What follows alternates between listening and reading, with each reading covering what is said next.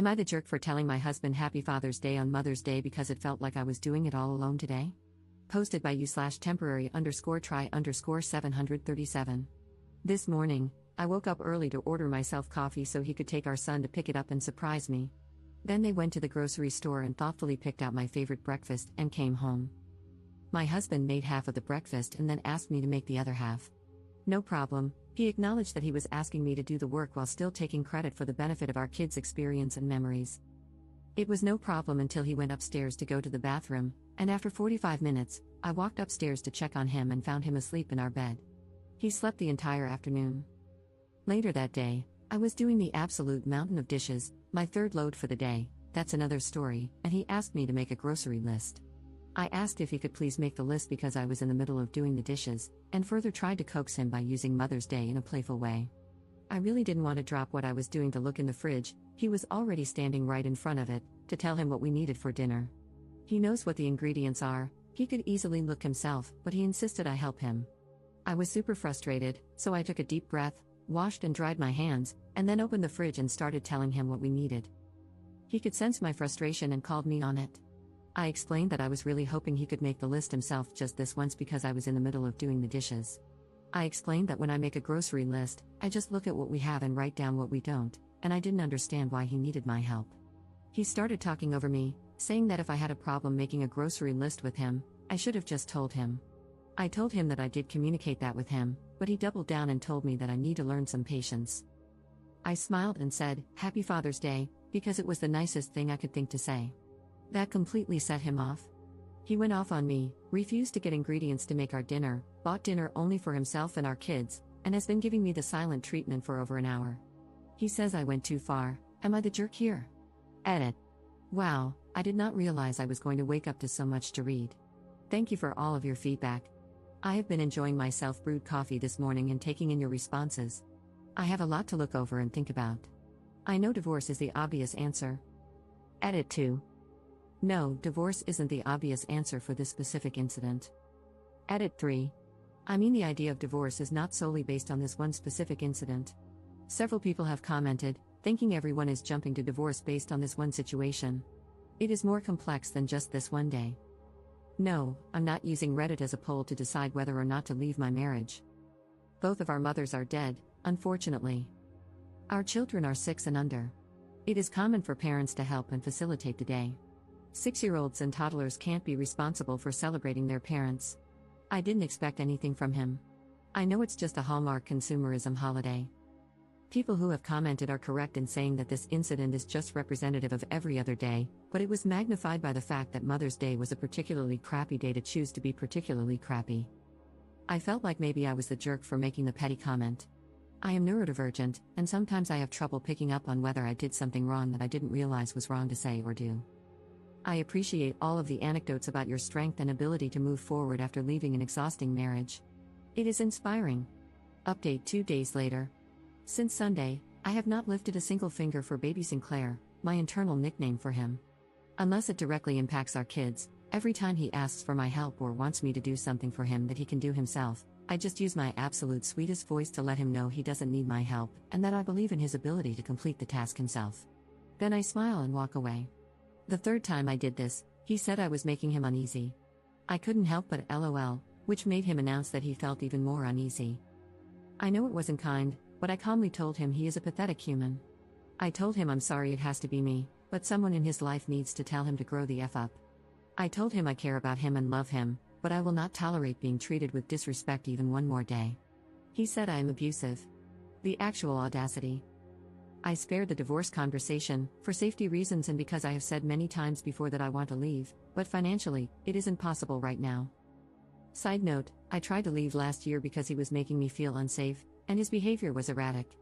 I went to the emergency room during a mental breakdown and told them about the abuse, which they noted in detail on my file. They asked about any plans to escape, and I told them I had it covered and answered their questions about my plan. I had been planning our escape for a year leading up to that moment. They told me they had to document the reported abuse in my file. I asked them to check my chart to make sure it wasn't tied to his account. They looked at it in front of me and said they had made sure he wasn't on my emergency contacts or attached to my chart in any way. But then guess who got an email with my chart notes detailing his abuse and my exit plan before I even got home? I had to cool things down and start over with a new plan that I kept entirely to myself. However, at that point, he knew I had saved up money to leave, so most of my savings were depleted within a couple of months. I eventually left with our kids with far less savings, and it didn't take long for me to realize I could not sustain the cost of my original bills, still in my name, and new bills, in addition to legal assistance and the overall cost of starting over. Our leaving caused him to spiral, and he went back to therapy. Soon after, we started to dip our toes into visiting each other, mostly because I didn't want to leave our kids with him. We stuck to outdoor public activities as a family. He has always been able to wear me down and talk me out of a divorce, and this time was no different. Even though I know I'm not an anomaly, I felt ashamed and like a complete failure for going back. Surprisingly, he never actually changed, sarcasm, of course. End of side note. Anyway, back to the present day, I began to gray rock to throw off his cycle of attempting to rope me back into the argument from the other day. I have calmly listened to him gush over his love for our family, how much he loves and appreciates me, and how he thinks I am an amazing mom. He says he loves me, but all I hear in my head is his voice screaming effing beach at me. It all sounds so obviously disingenuous. I told him his words mean literally nothing while his behavior remains the same. It's like saying waffles have legs. It sounds unbelievable, and if I don't see it with my own eyes, I'm not believing it. I told him that regardless of whether we stay together or not in the end, we need to go back to therapy, both together and separately. I told him he needs to take steps today to move forward with therapy and treat his mental health appropriately. He agreed, but no evidence of walking waffles yet. I'm surprised at my ability to completely refuse to do anything he can do himself. I'm even more surprised that he's actually doing the tasks himself. I have tried this before, and he ultimately bullied me into doing the task. Not this time. He keeps complaining about his results in ways that are so juvenile and manipulative, always leaving the impression that if I had just done it for him, it would have been done correctly. I just smile and tell him he did a good job with the task and that it sounds like he needs more practice. Eventually, it will become second nature. I can feel his attempts to make me miserable, but it is rolling right off of me, at least for now. I cannot express enough how much I appreciate the support and validation here. I appreciate the married people who have shared what their day was like on Sunday, and every day, as a healthy couple. For those of you who have asked why I am taking to the internet with this in the first place, I have been isolated from my circle for so long that my relationships no longer exist. I have limited family, and no family nearby. My mom is dead, my dad sucks, my siblings mostly suck. I have no friends. I work virtually and don't have friendships with my coworkers because we rarely socialize or have opportunities to bond. I don't have many opportunities to interact with adults. Isn't that the beauty of the internet? Despite my logical brain, years of gaslighting, along with my neurodivergence, have sometimes made it feel impossible to trust my own judgment. If you are offended by me posting this and have taken the time to voice your disgust for me in my post, I just want to let you know I have processed your complaints and directed them to the correct department. Thank you for your feedback. Second update 1 month later. A lot has happened since my original post. First, since Mother's Day, he has not shown any attempts at progress, no surprise. He has lost his control and repeatedly called me a effing beach and other awesome pet names over his minor irritations with me. Example, I asked him if he wanted my help bringing in the groceries. Apparently, he wanted to do it himself to let me relax, and my offering ruined his plan, so he essentially threw an adult version of a tantrum. I explained that it doesn't feel like a genuine gesture, especially because now I'm being yelled at for offering to help. LOL, okay, pal. At one point, I became petty, whoops, and told him to use I statements because that's his go-to therapy speak that he uses on me as a dog whistle during arguments and therapy appointments. He lost his crap, which then made me laugh because I literally do not understand if this is really his perception of reality. I can't take him seriously.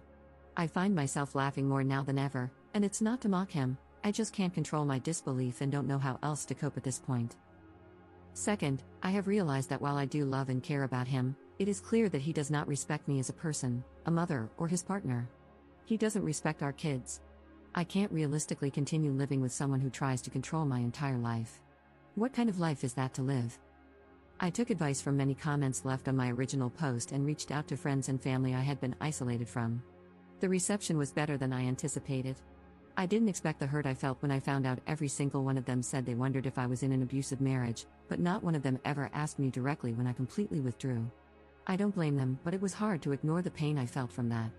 This was also a reason I never reached out to anyone when things got really bad. It seemed like they had their own lives to worry about and clearly weren't concerned about my absence. A couple of the people I reached out to were lifelong friends whom I had to formally end friendships with when I started dating my husband because of his jealousy, and I never got to mourn those friendships. It felt like a piece of me that had been broken began to heal.